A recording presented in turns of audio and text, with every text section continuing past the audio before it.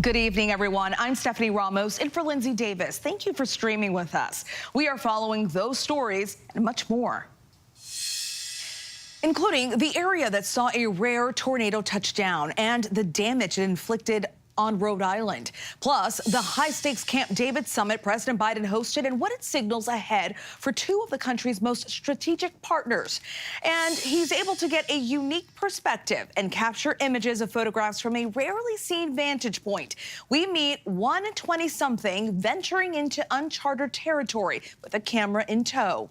Our correspondents are fanned out across the country, covering those stories and more for us tonight. But we begin with an unprecedented hurricane bearing down on Southern California. This type of storm has not hit the region in generations. Hurricane Hilary. And tonight, Southern California, including LA, are under the first ever tropical storm watch. Palm Springs could see a year's worth of rain in 48 hours. Tonight, there is a major flash flood threat across 4 states. Officials are warning people to prepare. Communities like the ones that dot the Salton Sea in the middle of the desert, which we've focused on extensively here on Prime, could be at risk. With so much rain, the dry ground may not be able to handle it all. Crews in Long Beach built sand berms today to protect against the fierce waves likely to crash ashore. And tonight, satellite images of the hurricane show Hilary as a strong Category 4 hurricane with 130-mile-an-hour winds. So when will it make landfall and which communities are most at risk? Meteorologist Lee Goldberg from WABC right here in New York City is tracking this unprecedented storm. Hey, Lee. All right, Stephanie, yeah, this is an amazing storm. It really peaked in intensity this afternoon, Cat 4 status, going 145-mile-per-hour winds. It's come down in speed, which we expected. Hurricane Center went in and looked at the storm. We know it's going to weaken because it's going into cooler water, but it's so strong now that it could still make landfall as a minimal hurricane or tropical storm come later Sunday or Monday. The satellite's super impressive. The eye still very visible. It's probably about 25 miles wide, and we're seeing 40-foot waves near the center, even 9-footers near Cabo. So there's the track, and look how it's bending toward Baja Peninsula, and as we go into midday Sunday, it could really, maybe the eye wall even scrapes the western part of the Baja as a Cat 1 hurricane. So they get gusty winds, very heavy rain, even a surge, and then it takes that very unusual track to the north where it could go into Southern California. Again, that's late Sunday night and into Monday. Flood watch is out for 4 states, and of course that unprecedented tropical storm watch, which this afternoon was extended all the way to Los Angeles. In terms of that heavy rainfall, again, this is going to be worse Sunday into Monday. We could get over a ½ foot of rainfall here right in the deserts. That's sandy soil. That doesn't take the water well. You're going to have some flash flooding there. Not even talking about storm drains in some of the cities there. So you could really be a devastating situation, and there could actually still be even some surge and wind that could be damaging right along the coast. So a rough situation. Could be the first tropical storm to make landfall in Southern California in 84 years. Stephanie? Incredible. Everyone there bracing for that heavy rain. Lee Goldberg, thank you so much. Good to see you here on Prime. Here in the Northeast, a powerful line of damaging storms, including 2 confirmed tornadoes, one in Massachusetts, the other on Rhode Island. The twister lifting up this car, watch closely, and then slamming it back down on that same road. ABC's Trevor Ault has the details for us. Tonight, terrifying images of a tornado tearing across a Rhode Island highway. Watch again as it passes just ahead of this vehicle on Interstate 295 west of Providence. Wow! It come through and did damage. One woman telling authorities it briefly lifted up her car. Fire chief saying she was shaken but unharmed. Families in Scituate racing for cover. It was so fast, it was unbelievable. It got silent out here, and then all of a sudden things were moving across the yard, and I just yelled to my kids to get in the basement. Tornado sirens sounding in Providence as the storm approached. Thrashing winds toppling trees onto vehicles across the area. Bam, they fell down. I'm like, guess I'm not going to work today. Shingles ripped off roofs, backyards torn up, and power lines ripped down. The extensive cleanup now underway. Such a mess left behind, but more importantly, Trevor, what do we know about fatalities and injuries? Yeah, Stephanie, so thankfully so far there's been no reported fatalities, no reported injuries, but the National Weather Service is still surveying the damage, especially because there's been 2 additional tornadoes confirmed in Massachusetts. That makes 3 tornadoes just today in the Northeast. Stephanie? All right, Trevor, thanks so much. In Maui tonight, first responders continue to search the burn area. Roughly 1,000 people are still unaccounted for. This comes as the emergency management chief has stepped down amid fierce criticism over why the warning sirens weren't activated. Tonight, the heartbreaking reality setting in for families of the missing. Will Carr reports from Maui. Tonight, outrage and frustration spreading across Maui. Devastated residents asking why the island's siren warning system was not deployed. Overnight, after days of criticism, the head of Maui's emergency management agency, Herman Undaya, resigning, citing health concerns. Do you regret not sounding the sirens? I do not. His story changing over the course of one news conference. The sirens, as I had mentioned earlier, is used primarily for tsunamis. The public is trained to seek higher ground in the event that the siren is sounded. And if that was the case, then they would have gone into the fire. It's an outdoor siren, so a lot of people who are indoors, air conditioning on, whatever the case may be, they're not going to hear the siren. The government's own website contradicting that account, saying the all-hazard siren system can be used for wildfires. 5 of Maui's 80 sirens in Lahaina alone. Residents say they could have given them the chance to escape. We saw firsthand the devastation left behind as those who call Lahaina home saw what's left of their beloved town. As residents are being let back in for the first time, they're seeing just how widespread the devastation is. Miles and miles. The destruction, they have homes, buildings, cars, all gone. They're part of our team here and our Tonight, local businesses are stepping up to help their community. Tour companies turning their buses into caravans filled with supplies. A big thing that I'm doing is connecting with all the different distribution centers since there's no communication between them, and it's finding out what do you need, how do we get there. We visited the Royal Lahaina Resort, now housing about 400 families. This man flagging our cameras down to show us this photo of his brother still missing. The family of Alfredo Galanado waiting for over a week for news. They were gathered together when officers approached, sharing this video with us. Say we've located your father. They found a wedding ring among his remains. Sorry for your loss, brother.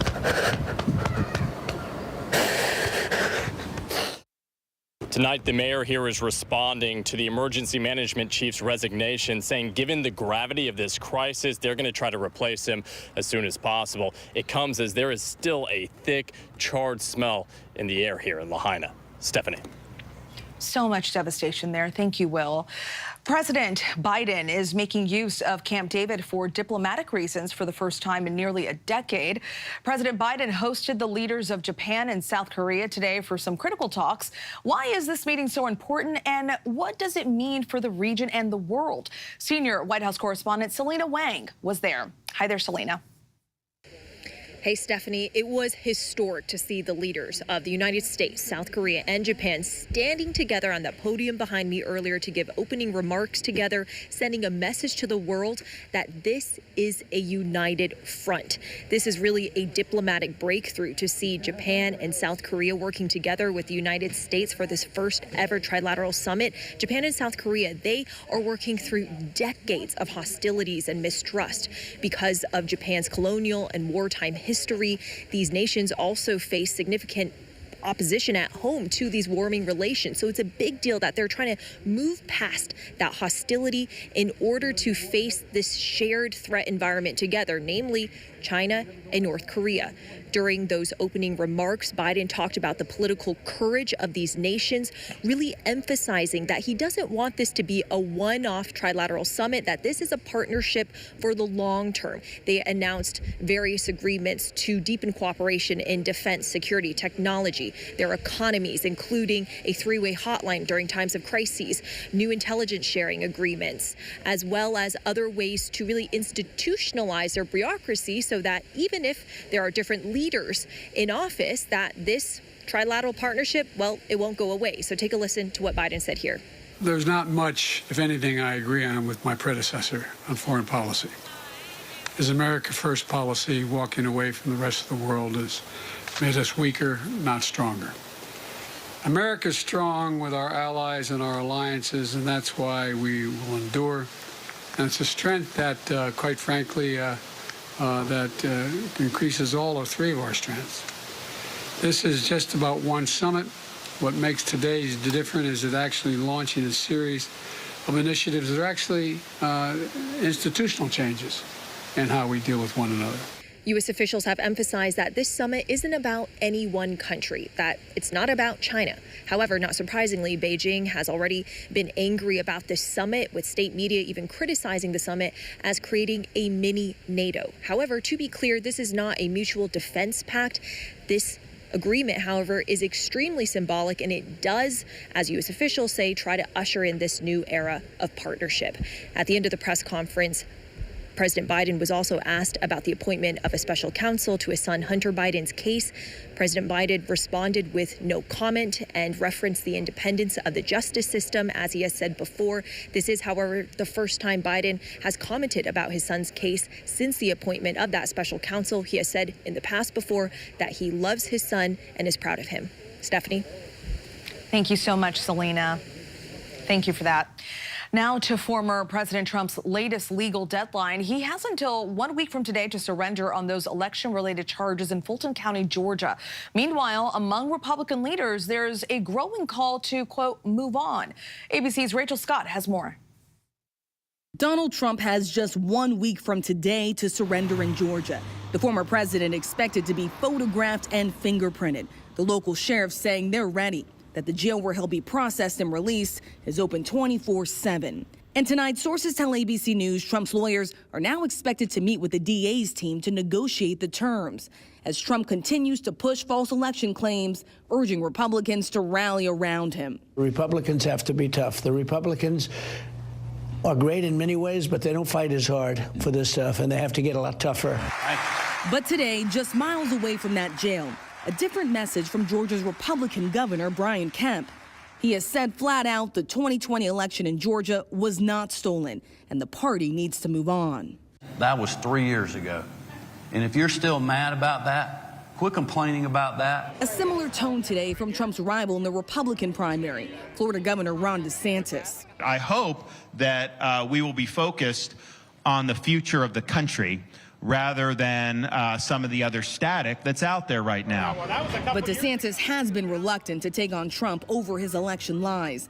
The New York Times reporting that a strategy memo posted by a pro-DeSantis super PAC advises him to defend Trump when former New Jersey Governor Chris Christie attacks him in the first Republican debate next week.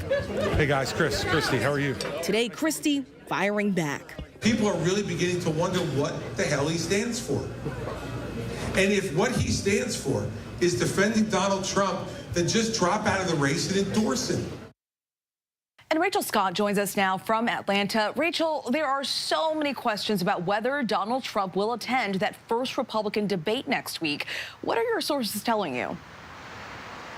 Yeah, Stephanie, so many questions because the former president has been back and forth on whether or not he will participate in that first debate. Sources tell me tonight that the former president not only plans to skip the first debate entirely, but that he's also considering counter-programming it, possibly with an interview with conservative talk show host Tucker Carlson.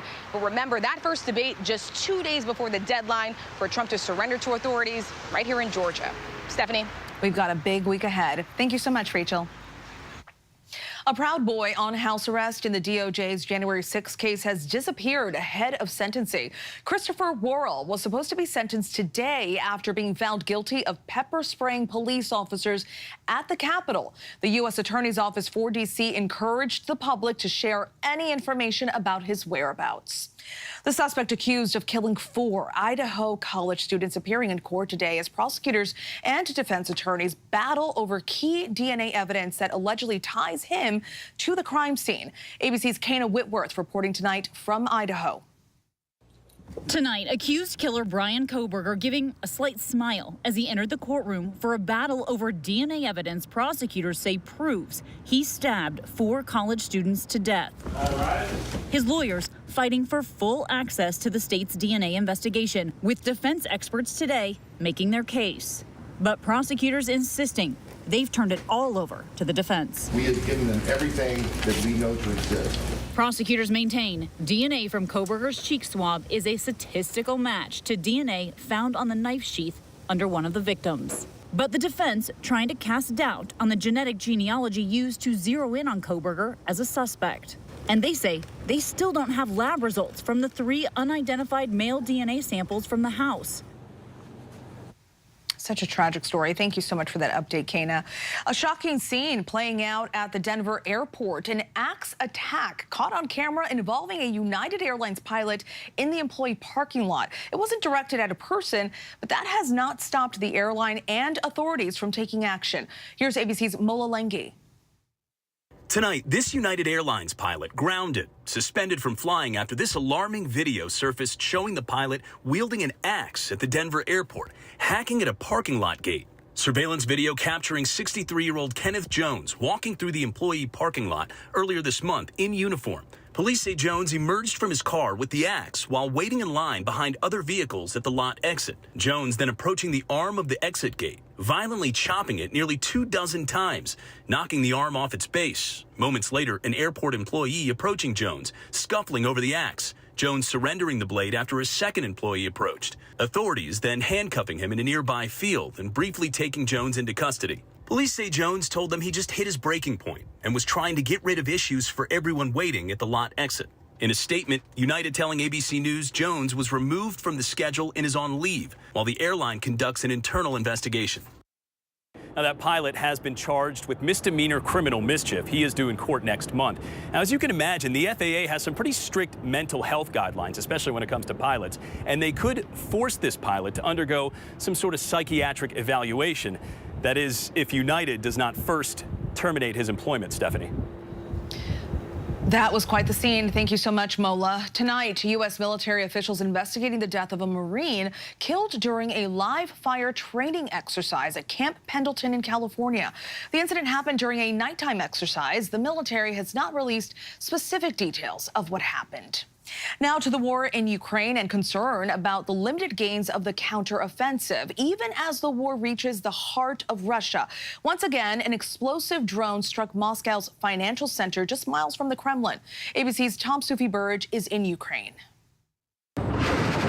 Tonight, warnings Ukraine's counteroffensive is not going according to plan, with video showing the moment Ukrainian soldiers in a Humvee hit a mine and survive. A US official saying Russian minefields denser than predicted, slowing the Ukrainians down. With the US intelligence community now assessing that a key objective of Ukraine's counteroffensive, recapturing an important southeastern city, will not be met, according to the Washington Post. Overnight, Ukraine taking the fight onto Russian soil once again. An explosive attack drone striking central Moscow in video circulating online. No one injured, but sources telling ABC News a Ukrainian-made drone like this one did the damage. Stephanie, the US finally confirming Denmark and the Netherlands can supply American F-16 fighter jets to Ukraine, but the planes now expected here sometime next year. Stephanie? Tom Sufi-Burge for us in Ukraine. Thank you.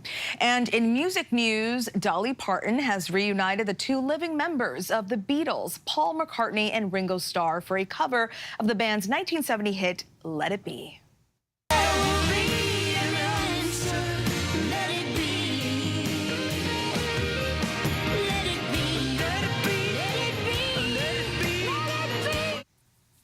Such a classic. That song featured on Parton's upcoming rock album, Rockstar. The award-winning performers released this single today ahead of the November debut of Dolly's latest album. Can't wait to listen. We still have much more to get to here on Prime. Coming up, a guilty verdict in a chilling murder case overseas. What happened inside one hospital, and the neonatal nurse who is now the most prolific child killer in modern British history. But up next, Good Morning America anchor Michael Strahan follows his family tree all the way to its roots, a freedom colony in East Texas, part of a mission to uncover the names of 10 million formerly enslaved Black Americans and what he found that nearly left him speechless. Well, this is kind of mind-blowing to come back here and see this, to see my grandfather, who I never had a chance to meet, and wow, history. It's all history. Whenever news breaks. The crush of families here in Poland. Here in Kentucky, no match for the tornado. From Monterey Park, California, on the ground in Ukraine. Reporting from Uvalde, Texas. ABC News Live is right there everywhere. From the scene of that deadly missile strike in Dnipro, Ukraine. reporting from the earthquake in Turkey. From Charleston, South Carolina, on the 2024 campaign trail. From Kathmandu, Nepal. Truckee, California, covering record snowfall. Traveling with the president in Mexico City. Wherever the story. Here at this airport in Tampa, it's already shut down. Reporting from the nurses on the picket line. Reporting from Jerusalem. Here at 10 Downing Street in London. Streaming live to you. Wherever the story is. Wherever the story is. Wherever the story is, we're going to take you there. You're streaming ABC News Live. ABC News Live. You're streaming ABC News Live. ABC News Live. Streaming free everywhere. America's #1 streaming news. First thing in the morning. There's a lot going on. Everybody in that home is okay. To catch you up with what happened overnight. We are here at fashion's biggest night out. What's happening today? YouTube has unveiled a new set of policies. What people are talking about. The new ad campaign. Fast, straightforward. With some fun in between. A real-life Barbie dream house. A name change for the Wienermobile. First thing in the morning. America This Morning. America's #1 early morning news. On ABC News Live. All right, here we go. You ready? Let's do it. Yes, it's the show America wants and America needs right now. This is What Would You Do? Let's go. How are you? Yes. So what will you be watching Saturdays on ABC News Live? What would you do? Hey, I guess I just found out. The What Would You Do Marathon, 2 to 6 Eastern, every Saturday on ABC News Live. My favorite show. Recovering the rich family history of most Black Americans has been difficult, if not impossible, due to the brutal legacy of slavery. That's why ABC News has partnered with the 10 Million Names Project, where a team is working to trace the ancestry of the 10 million formerly enslaved Americans. Our friend and colleague, Michael Strahan, was able to discover how his own ancestors gained freedom after emancipation. Hello, family. All right. Good, good. It's hot. It's hot. Sure is. I'm Laretha. I'm Stephanie. Hey, Stephanie. Michael, good to see you. Homeboy, Billy. Hey, Billy. How you doing? Good to meet you, man. See you. Good to see you. How you? Imagine meeting family for the first time in a town steeped in American history, in your history. Most Black Americans can't visit land owned and cultivated by their ancestors, who were formerly enslaved people. Here I am meeting my long-lost cousins, Laretha, Stephanie, Billy, and Philip. Oh, yeah. In the East Texas community of Shankleville. My mom braved the Texas heat and tagged along. He's trying to take care of you. Many times, the family trees of descendants from enslaved people only go back a few generations before going blank, but mine doesn't. It actually connects me to folks that were born into slavery, set free at the end of the Civil War, and went on to build their own self-sufficient Black community. There's an incredible story within Michael Strahan's family history that was passed down largely through oral tradition, and it was the power of genealogy and family history that made it possible for Michael Strahan to connect up with that community all these years later. Confirmed by historians, Shankleville is a prime example of one of America's more than 500 settlements, also known as freedom colonies. Freedom colony is a term that's often used to describe a Black community, a community of Black land ownership that took root after emancipation. Founded by formerly enslaved men, women, and children, these communities became safe havens for many, right, from the broader experience of the Jim Crow era. A few years ago, researchers looked into my family tree, and those behind the groundbreaking 10 Million Names Project said it confirmed I was part of this community and its rich legacy. And it all began with Jim and Winnie Shankle. Can you tell me the story of Jim and Winnie Shankle? Jim and Winnie Shankle were enslaved in Mississippi, and Winnie was sold to a Texan. And so Jim really missed her and, wanted to know where she was. So he kind of asked around and found out about where she was. And so he ran away. Now a runaway slave, Jim was risking his life, dodging police, slave patrols, and professional slave catchers to find Winnie. He somehow managed to make it, 400 miles on foot across the Mississippi River and found his beloved Winnie. There was a spring a few yards from here, and she was out, gathering water, washing clothes, and she heard a call. She was like, that sounds like Jim's call. And sure enough, it was Jim. Jim arranged to be purchased by Winnie's owner so that he could stay with her. They eventually had 6 children of their own. So it's a love story. Yes, definitely. Over 400 miles to Exactly. find Exactly. the woman that he loved. Right, exactly. They were freed from slavery in 1865 as the Civil War winded down. With money Jim saved up from several post-emancipation jobs, along with the help of a family friend, the couple bought up more than 4,000 acres and built their own community. This neighborhood had a store, schools for kids, a college, a cotton gin, grist mills, farms, cemeteries, undertakers, and churches. Things unheard of or unavailable to most Black Americans at that time. Historically, recovering the names, contributions, and stories of enslaved Black Americans has been extremely limited. I'm among the few who were lucky enough to have access to my family's history. Mike, this is our church, CME Methodist Church and community. It was the first church in this community. We have 3 at the time.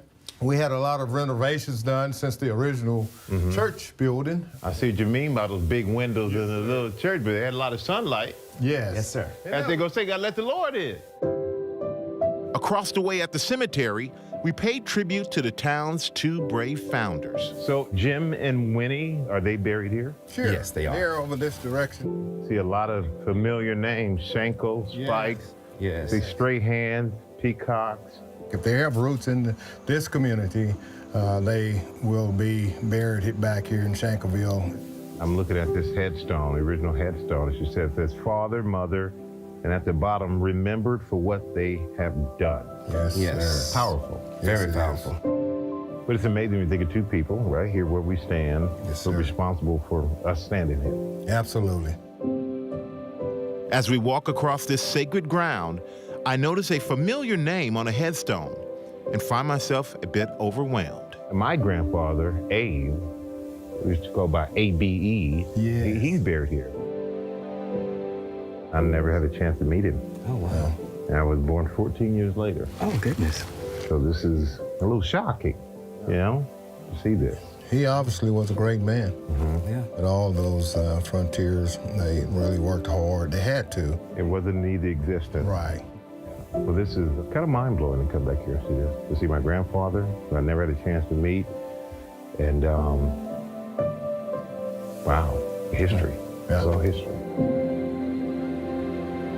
The next stop on our tour, the Odom Homestead, a house built in 1922 by A.T. Odom, another Shankle descendant. This home was added to the National Register of Historic Places in 2012. We're standing outside the Odom house. Right. And I'm looking at this gate. But with there no is no fence. With no fence, right. And that's because my grandmother would judge people's character about how they came in the gate and whether they closed it. As we were restoring the house, we were like, okay, the fence is gone and everything, but we're gonna keep the gate. We're in the vestibule of the house, and I'm looking at his telephone here. So this was the original telephone that was here. A.T. Odom is the person who built this house. He built it in 1922. Our restoration efforts are going back to 1945. It's an unbelievable story because what they've done here, 1880s or 1800s at some point, over 4,000 acres to build a community with everything in it. Why is this not more nationally known? I like to say there are 2 ways that people tend to look at African American history. One is, oh, they don't have a history. And the other one is, I don't want to talk about that. So luckily for me, my mother was very, very instrumental in talking about it. The reason that we have all the genealogy of so many people is because she would come to homecomings, pull people off to the side, tell me who was in your family, write it all down. Wow. And the heart of every home, kitchen. So here's the kitchen. You look at this picture and you can see that we basically have the same setup here that's in that picture. Well, I tell you what, it smells good. I know, because I'm cooking purple whole peas. Because you're cooking.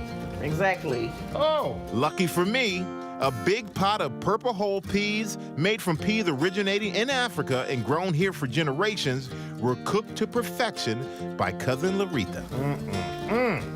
You ain't made no cornbread with it.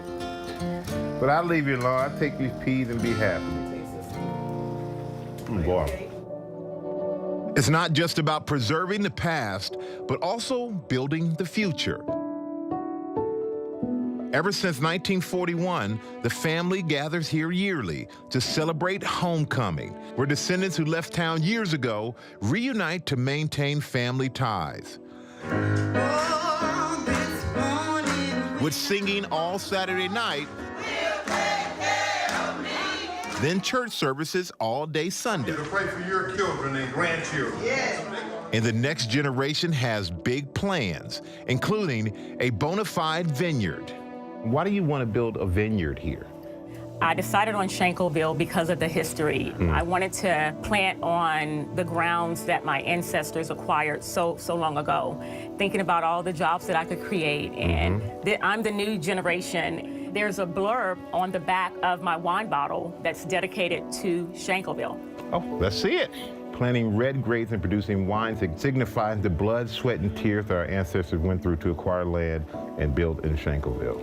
This isn't just someone who says, I love wine, let me just make some wine. This is about family, this is about your past, it's about your future, it's about preserving the community, bringing more people to the community to learn the great story about Shankleville. You said it better than me. Michael's journey underscores why the 10 Million Names Project is so important. It's giving all Americans more of our history back. For more, you can visit goodmorningamerica.com, or you can see more of Michael's journey later tonight on Nightline. Still ahead here on Prime, the new strain of COVID now detected in the U.S. that has gotten the CDC's attention. Messi mania is hitting a fever pitch. What the legend is saying about his huge soccer splash in Miami. But next, Vacation Nation. It turns out not so much. Many Americans are leaving their paid time off on the table. We'll take a closer look at who and why by the numbers. With so much at stake, so much on the line, more Americans turn here than any other newscast. ABC News World News Tonight with David Muir, America's #1 most watched newscast across all of television. This is ABC News Live. The crush of families here in Poland. At refugee centers In Putin's Russia. on the ground in Ukraine. Close to the front line. From the capital. Destructive Cat 4 storm. You're along I-5. Boston is in the bullseye. Let's go. ABC News Live, America's #1 streaming news. Anytime, anywhere. Streaming 24/7, straight to you for free. Thank you for making ABC News Live America's #1 streaming news. From America's #1 news comes the all-new ABC News app. Breaking news, incredible video, faster, smarter, and customizable to your interests. If you love being in the know, you're gonna love this. Experience the all-new ABC News app. Download it now. Imagine if you had an institution where it was almost impossible to be held accountable. What happened with the police made me scared of them. No mother should have to bury their child. Amir Locke was killed in a botched, no-knock warrant situation. How these cops operate in this country has been America's dirty secret. Because of the color of his skin, he didn't have a chance. First thing in the morning. There's a lot going on. Everybody in that home is okay. To catch you up with what happened overnight. We are here at fashion's biggest night out. What's happening today? YouTube has unveiled a new set of policies. What people are talking about, the new ad campaign. Fast, straightforward. With some fun in between. A real-life Barbie dream house. A name change for the Wienermobile. First thing in the morning. America This Morning. America's #1 early morning news. On ABC News Live. It was the ideal marriage. Little did I know I was married to a man who had done something so horrible that it would devastate our lives forever. Teacher of the Year is now charged with sex crimes. Only on Hulu. He was living a double life. The shocking story behind a #1 true crime podcast. Prostitutes, escorts. He even cheated on me the week of our wedding.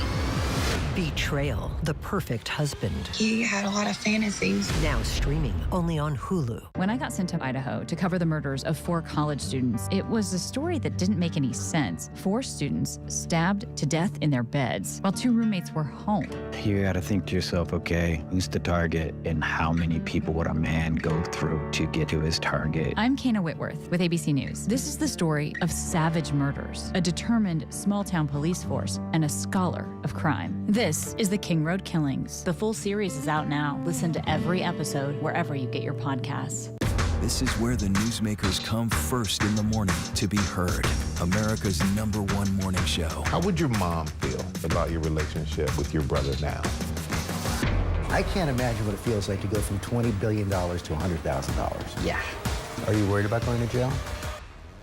You write that you had low-grade depression. How'd you get out of that? Wherever the story, ABC's Good Morning America is right there. Reporting from the earthquake in Turkey, I'm David Muir. Wherever the story, we'll take you there. You're streaming ABC News Live. Summer vacation, it's coming to a close, but did you take your vacation? For a very large number of Americans, the answer is no. Tonight, who takes time off and who doesn't by the numbers. 46% of U.S. workers who receive paid time off don't use all their days, according to a Pew Research Center survey. High earners are the least likely to use their time off, with 51% leaving days on the table. 45% of middle earners and 41% of low earners also don't use it all. But it's not all about salary. 54% of managers don't use all their time off, while among non-managers, it's 42%. And 52% of salaried workers skip time off, while only 39% of hourly workers give up their days. Why don't we take a break? 49% say they worry about falling behind at work, and 43% say they feel badly about their coworkers having to pick up the slack. But even more people, 52% said they don't take the extra time because they don't feel like they need it. So, since we're talking about vacation, I think it's time for me to take a vacation. I almost forgot. But we have much more to get to here on Prime. Coming up, taking plane spotting to new heights. The stunning photographs of aircrafts in flight and how one man is able to capture such a unique perspective. But next, history at the bottom of Lake Huron. The artifact dating back to the legendary Tuskegee Airmen that has been brought ashore and where it could be headed next. What does it take to be America's #1 news? It takes asking the straightforward, tough questions. Do you believe that Donald Trump should ever be president again? How would your mom feel about your relationship with your brother now? I can't imagine what it feels like to go from $20 billion to $100,000. Yeah. Are you worried about going to jail?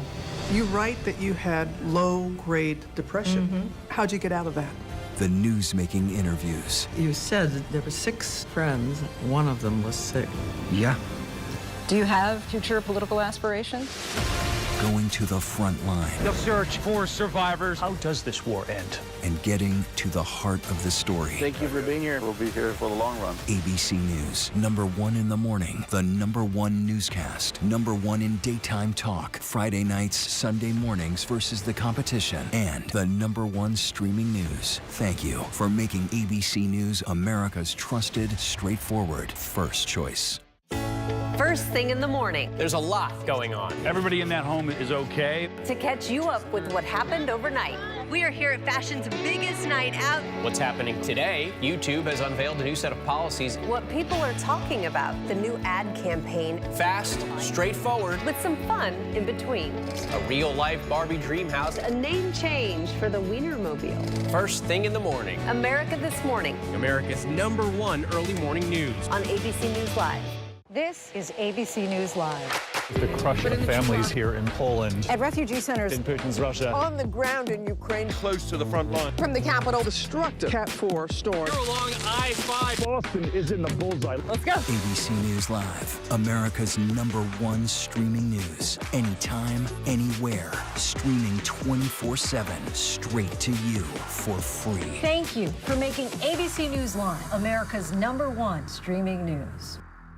When I got sent to Idaho to cover the murders of 4 college students, it was a story that didn't make any sense. 4 students stabbed to death in their beds while 2 roommates were home. You gotta think to yourself, okay, who's the target and how many people would a man go through to get to his target? I'm Kana Whitworth with ABC News. This is the story of savage murders, a determined small-town police force, and a scholar of crime. This is the King Road Killings. The full series is out now. Listen to every episode wherever you get your podcasts. Get ready, America, every Friday. The hottest trends, styles, and must-have. What's the right stuff to buy right now? I really love that. It's time to buy the right stuff. Yes. And save big time, too. The right stuff. Fridays on GMA. You're going to love it. This is ABC News Live Prime. Thanks so much for streaming with us. Live reporting, breaking news, exclusives, award-winning, powerful, eye-opening. ABC News Live Prime with Lindsay Davis. Streaming weeknights. All right, here we go. You ready? Let's do it. Yes, it's the show America wants and America needs right now. This is What Would You Do? Let's go. How are you? Yes. So what will you be watching Saturdays on ABC News Live? What would you do? Hey, I guess I just found out. The What Would You Do Marathon, 2 to 6 Eastern, every Saturday on ABC News Live. My favorite show. The CDC tracking a new strain of COVID heading into the fall. A piece of history recovered from the Tuskegee Airmen. And the legend of Lionel Messi continues to grow. These stories and much more in tonight's Rundown.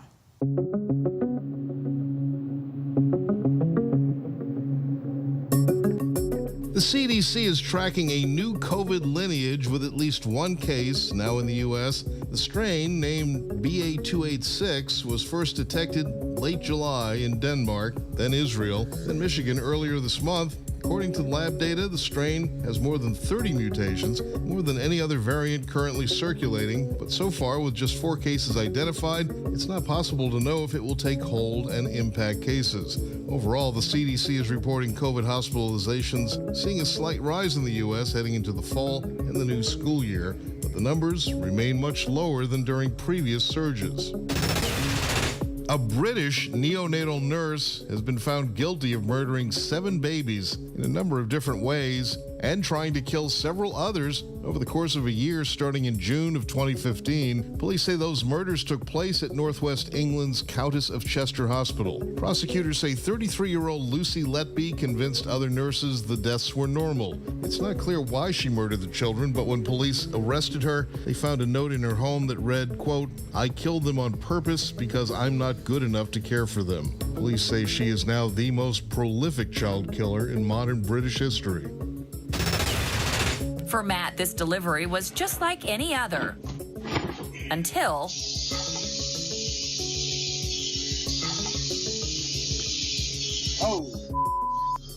And then I'm like, and there he was.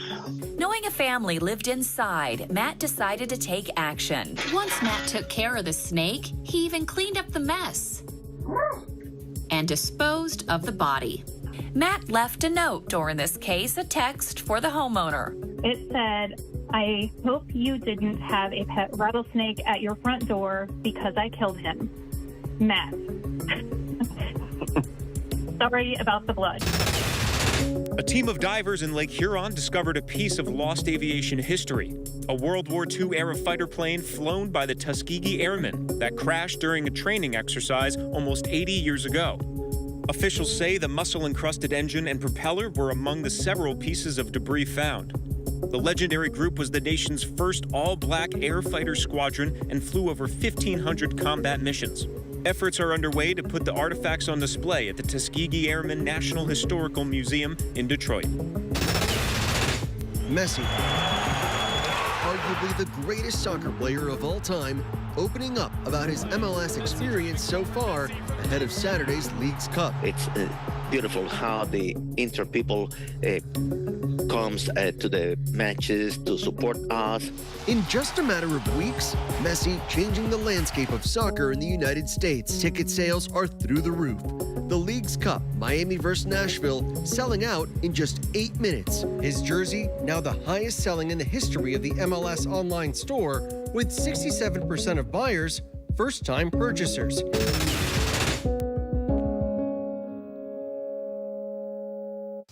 The hit series Jury Duty follows Ronald Gladden, a man who has no idea that he is part of an ultimate social experiment. All he knows is that he has been put on a jury for a case, and he doesn't know that everyone else, the other jurors, the judge, the lawyers, and litigants are all paid actors.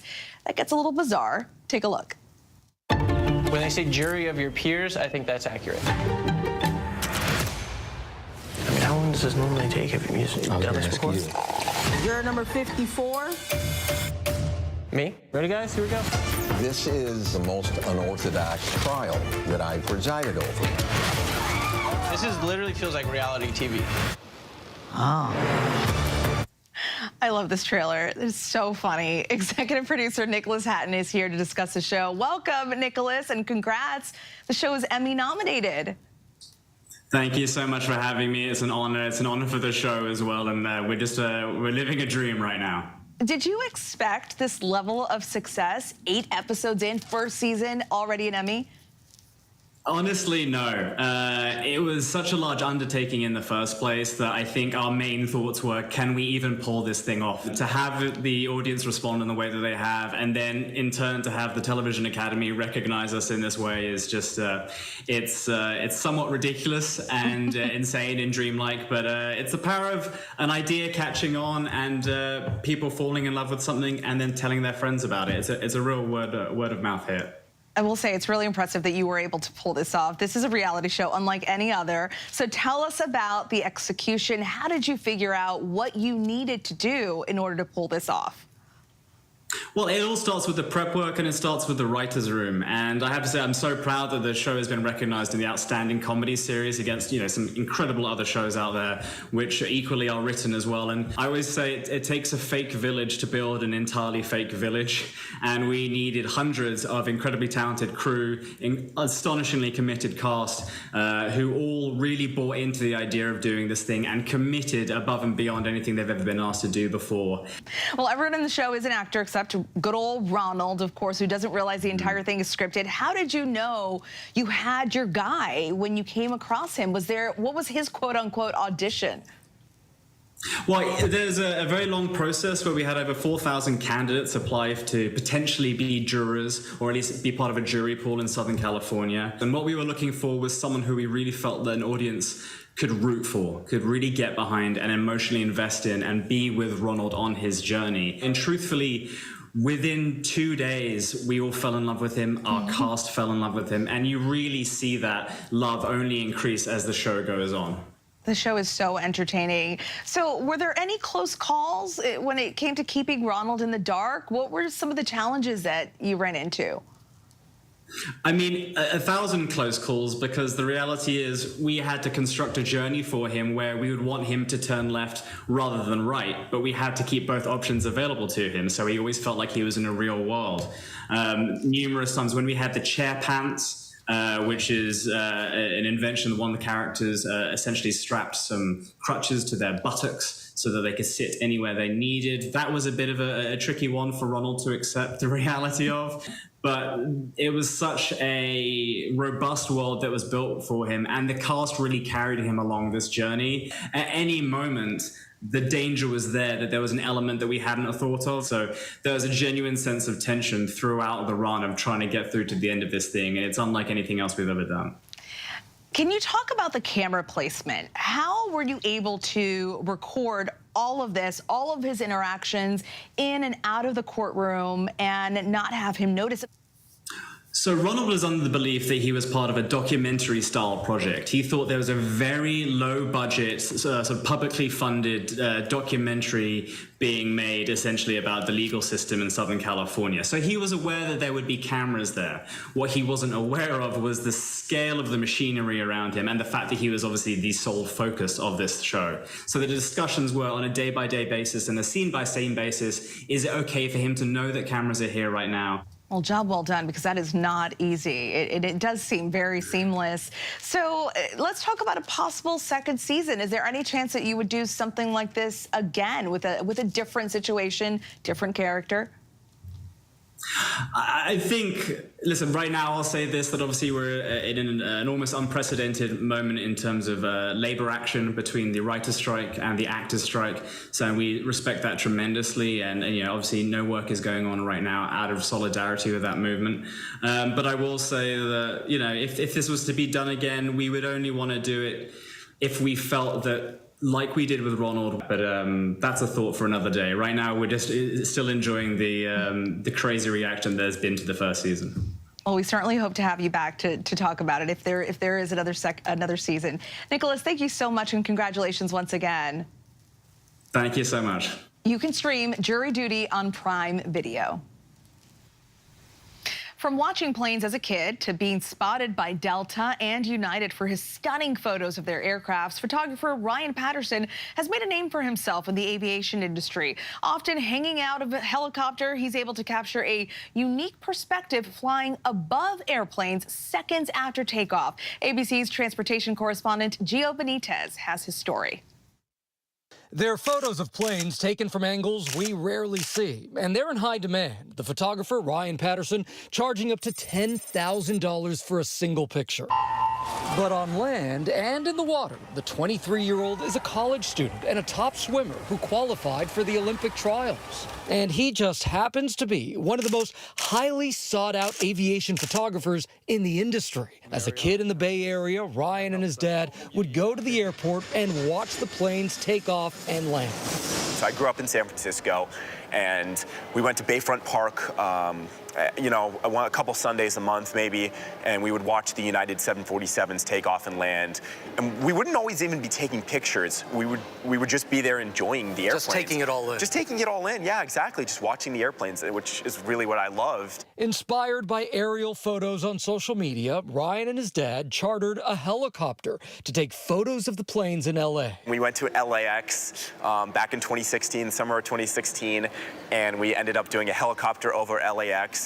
And I fell in love. That changed everything. It changed everything for me. The photos taken top down, capturing the attention of the airline industry. No one had ever done this before, and I just wanted a new angle, something that looked a little bit different than the other photos that even I had took previously in the helicopter. When Ryan was only 18, he was approached by United Airlines, asking if they could use his photos to announce the retirement of the 747. That was a little bit of a pinch me moment since I'd grown up watching these airplanes fly out of Bayfront Park. That's where I started taking photos. His photos taking off, Ryan gaining a following on social media. But in 2020, COVID hit, with aviation coming to a standstill. But for Ryan, that was another opportunity, taking photos of empty planes lined up in storage across the country. At the time, they were hard images to look at, really hard images to look at. But I knew they were a part of history that I wanted to be remembered. I wanted the impacts of COVID to be remembered. So we would never let something like this happen again. His photos published around the world. When he's not on assignment, Ryan is a college student at George Washington University and a nationally ranked swimmer, competing at the Olympic trials back in 2021. Ryan graduates in June, but he's already started at Delta Airlines as a graduate intern on the Airport Customer Service Continuous Improvement Team. I know I want photography in my life. I would love, my dream is to go into the business side of the airline industry. And his message for other young people? It's always possible. If you can put the work behind it, if you can plan it out, I think the important thing is to have a support system behind you. Chase your dreams. Never give up on them, because you never quite know where it'll take you. Very good advice. Get that support system and some truly stunning photos. Love that story. Thank you so much, Gio. Finally tonight, diving into the art of step. With deep roots in African history, stepping is extremely popular among Black Greek letter organizations, and groups practice for hours to compete. ABC's Justin Fitch takes a look behind the curtain at one Alabama team that recently won an international competition.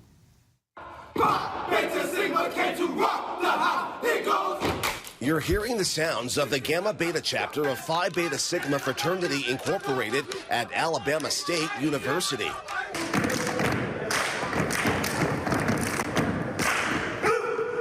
Graduate advisor Kevon Chesson says that, like other Black Greek letter organizations, stepping is an essential part of the chapter's history. Stepping is a part of art. You can trace it all the way back to Africa. We're paying homage to those individuals who came before us, who believed that stepping was a true connection with, the ancestral plains.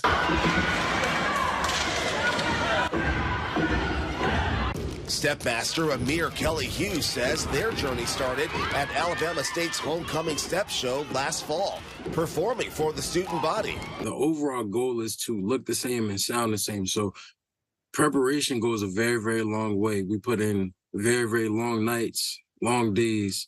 After winning the homecoming show, the chapter's success continued. The young men earning state and regional titles and then traveling to Phi Beta Sigma's international competition in Texas this summer. Winning it all, a first for the chapter. But the last time that a Southern Region team won had to be in the round between 2007 and 2013.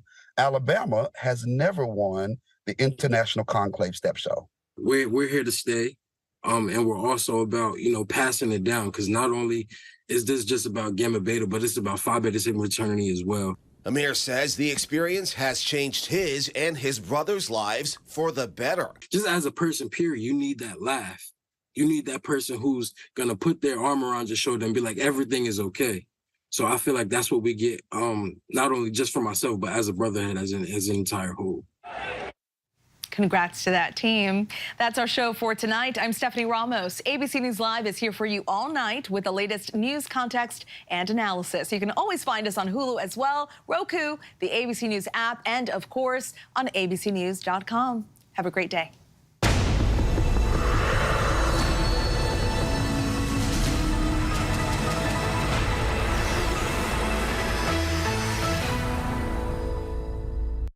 This is ABC News Live. The crush of families here in Poland. At refugee centers in Putin's Russia. on the ground in Ukraine. Close to the